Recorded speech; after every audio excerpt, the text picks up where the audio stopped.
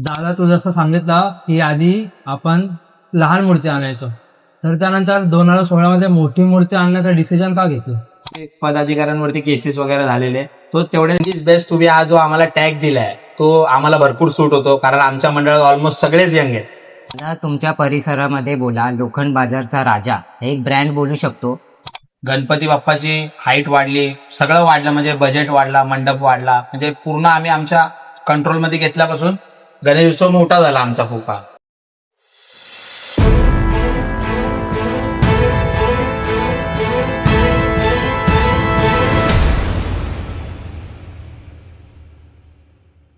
गणपती बाप्पा मोरया. मंगलमूर्ती मोरया the Bappa podcast मध्ये परत एकदा तुमचं स्वागत करतो. मी प्रथमेश नगरकर. आणि मी प्रणव गावडे. तर मित्रांनो, या पॉडकास्ट मध्ये एका अशा मंडळाशी वर्क करून घेणार आहे, यंग इज बेस्ट हा आपण या मंडळाला टॅग देऊ शकतो.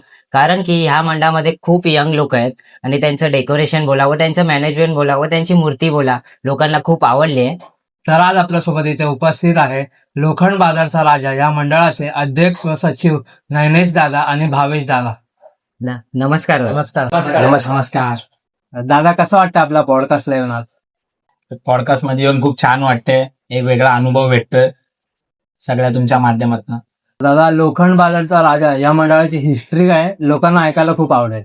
लोखंड बाजारचा राजाची हिस्ट्री अशी आहे की आमचा मंडळ 40-41 वर्ष उदय खातू सरांकडनं मूर्ती घ्यायचा. तेव्हा आमची मूर्ती 8 फूट 9 फूट बॉडी असायची, म्हणजे मूर्ती आमची लहान होती.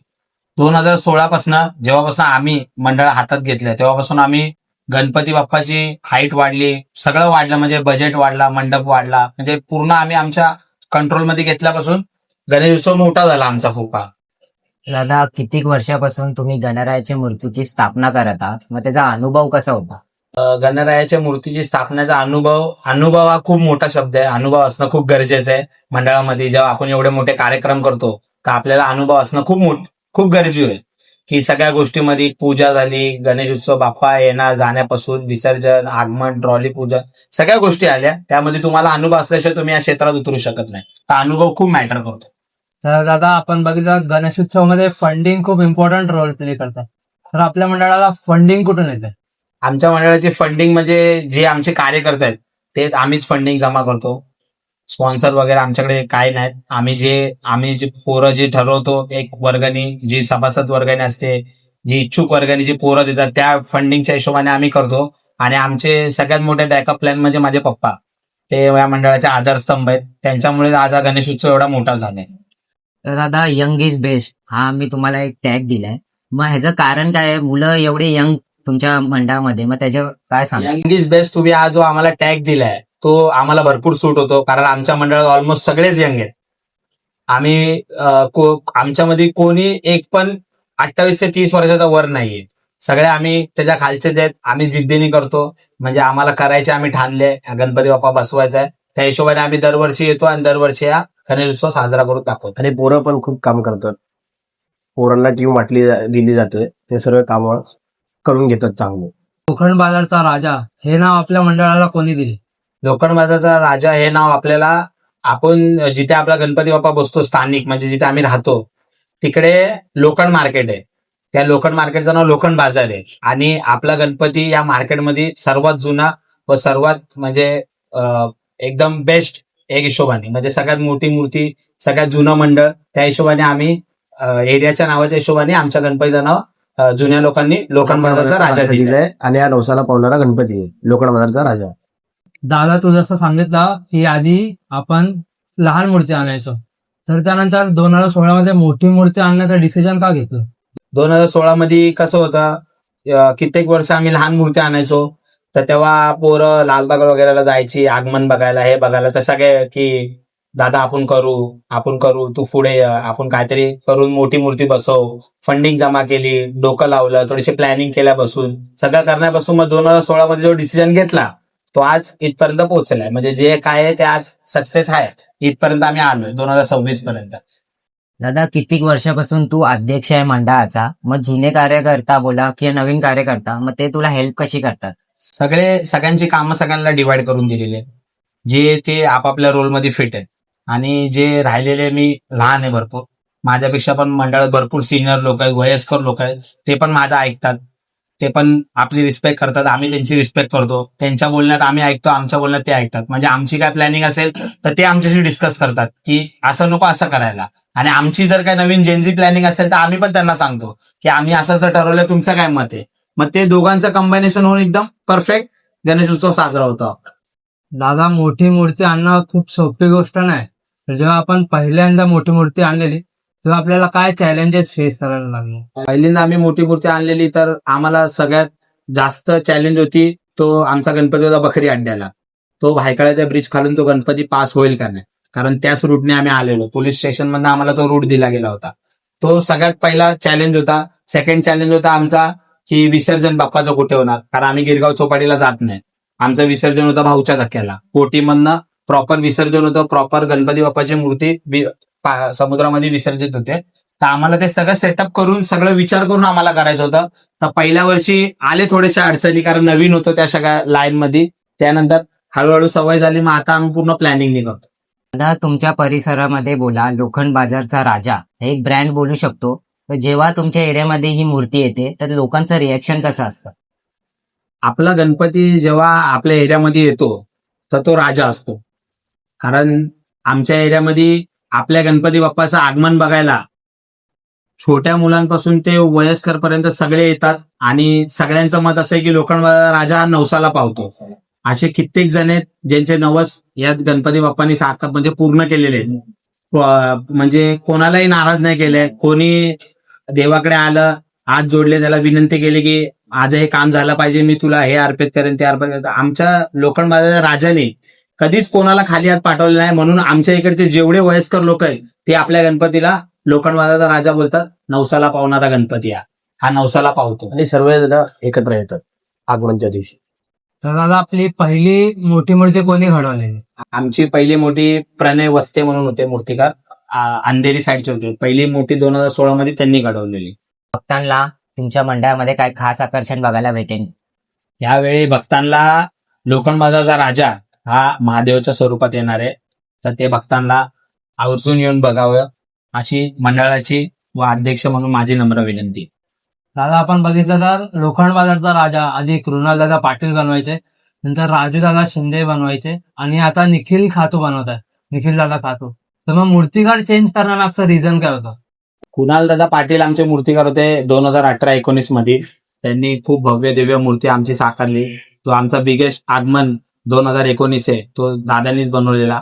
त्याच्यानंतर काय क्लॅशेस आले, ते परेलला नव्हते, त्यांचा कारखाना नव्हता वसेवरनं. आम्हाला म्हणजे एवढं लांबून गणपती आणणं हे मंडळाला योग्य वाटलं नाही डिसिजन मध्ये. मग आम्ही 2022 मध्ये राजू शिंदे दादाला दिली मूर्ती. त्याच्यानंतर मग एक निखिल खातू दादाची एक लेगेसी ऐकलेली की ऑन टाइम वर्क, सगळं प्रॉपर परफेक्शन, मिस्टर परफेक्शनिस्ट. त्याच्या हिशोबाने आम्ही 2023 मध्ये जेव्हा निखिल दादाकडे गेलो तेव्हापासून आता सलग आमचं 4थं वर्ष निखिल दादाकडे बेस्ट मूर्तिकार. दादा, निखिल दादा सोबतचा आपला कोणता किस्सा आहे का जो तू आमच्या थ्रू लोकांना सुद्धा सांगा?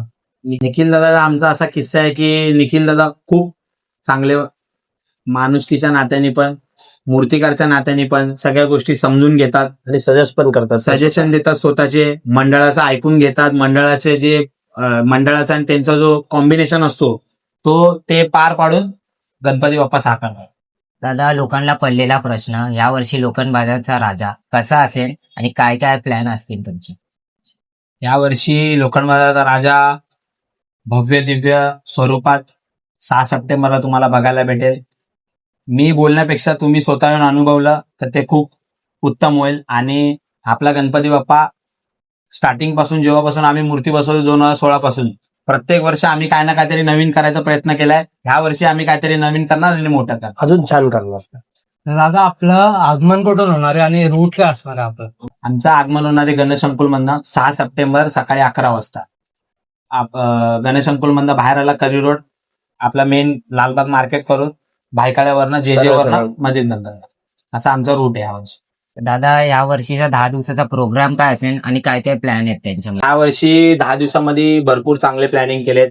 जसं फ्री चष्मा वाटप, ब्लड डोनेशन कॅम्प, एखाद्या गोरगरिबांना ब्लँकेट वाटप, किंवा मंडळाकडनं अजून काय प्लॅनिंग झाले तर आम्ही ते करणार आहे. जेवणाचा प्रोग्राम असतो 2-3 दिवसामध्ये.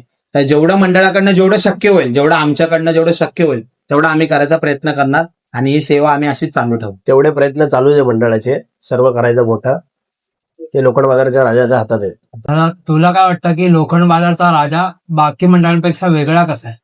लोखंड बाजार राजा बाकी मंडळांपेक्षा वेगळा एकच गोष्टीमध्ये, ती मी तुला अगोदर पण सांगितलेली आहे, ती आहे आपली छोटी टीम. म्हणजे जी आम्ही कमी वयातली मुलं आहेत ते एकत्र येऊन जी काम करतात ते बाकीच्या मंडळांनी पण बघून आमच्याकडनं अनुभव घेऊन एक प्रेरणा कायम केली पाहिजे. कारण जे आमचे लहान मुलं आहेत ते जे ताकदीने आमच्या पाठी उभे राहतात त्यामुळे तो सण एवढा व्यवस्थित साकारला गेला नाही. तर दादा, असा कुठला मंडळ आहे का तुमची त्यांच्यासोबत बॉन्डिंग खूप मस्त आहे, तू या पॉडकास्ट मध्ये आम्हाला सांगशील? असा आमचा मंडळ आहे आमच्या लोखंड बाजारचा विघ्नार्थ. कारण बाजूच्या गल्लीतला मंडळ आहे आणि कायम म्हणजे एकत्र आहेत वर्षभर. गणपती भले वेगळे असेल पण विचार आणि सगळ्या गोष्टीमध्ये आम्ही एकत्र आहे. घरचे संबंध आहेत. तर दादा, आतापर्यंत लोखंड बाजारचा राजा जो घडलाय त्यातला तुझा फेवरेट कोणता आहे? टॉप 3 असं. मूर्तिकार. मूर्ती या मूर्तिकार. मूर्ती सगळ्यात म्हणजे 3rd नंबरला मी रेट करेन 2019, ते कुणाल दादा पाटीलने साकारलेली. 2 नंबरला मी रेट करेन 2025, जे आमचा सुवर्ण महोत्सवी वर्ष होतं, जे निखिल दादानी बनवलेली. आणि 1 नंबरला मी रेट करेन 2024, जी निखिल दादानी बनवली, जो आमचा 49 होता. ही मूर्ती एवढी आवडली, म्हणजे एवढी सर्क्युलेट झाली, एवढी लोकांनी त्या मूर्तीला एवढं प्रेम दिलं की ती मूर्ती वेगळीच होती. काय खूप छान बनवलेली आहे. खूप दादानी म्हणजे खूप छान बनवली. असली मूर्ती होती एकदम. त्यांनी पूर्ण त्यांचे एफर्ट्स लावलेले त्या मूर्तीमध्ये. तर दादा, आपण बघितलं तर जेव्हा गणपती जवळ येतो तो एक कॉन्ट्रोवर्शियल किस्सा म्हणजे पीओपी हानिकारक आहे आपल्या धरतीसाठी. तर त्यावरती तुझं काय मत आहे? आपला गणेश उत्सव आज कित्येक वर्षापासून पारंपरिक चालत आलाय.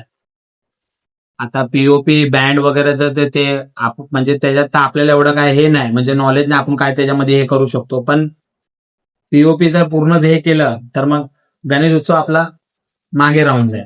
पीओपी असणे गरजेचं आहे, भले तो तेवढा आहे पण त्याच्या असणं पण खूप गरजेचं आहे. त्यामुळे आपल्याला आज एवढ्या भव्य दिव्य मूर्ती बघायला भेटतात. तर दादा, ह्या वर्षी आपल्याला काही नवीन पाहायला भेटेल का? या वर्षी तुम्हाला नवीन पाहायला भेटणार आहे ते आमच्या लाडक्या लोखंड बाजार राजाचं नवीन ऑफिशियल सॉन्ग येणार आहे. ते तुम्हाला 2026 मध्ये नवीन पाहायला भेटणार आहे. आणि दादा, आपल्या मंडळाचा कोणता असा कॉन्ट्रोवर्शियल किस्सा आहे का जो अजूनपर्यंत कोणाला माहित नाही? असं कॉन्ट्रोवर्शियल तर नाही बोलू शकत, पण 2016 मध्ये जेव्हा आम्ही फर्स्ट टाइम गेटवेला गेलेलो विसर्जन घेऊन, म्हणजे बाप्पाची मूर्ती घेऊन विसर्जन, त्यावेळेस मंडळाने डीजे लावलेला.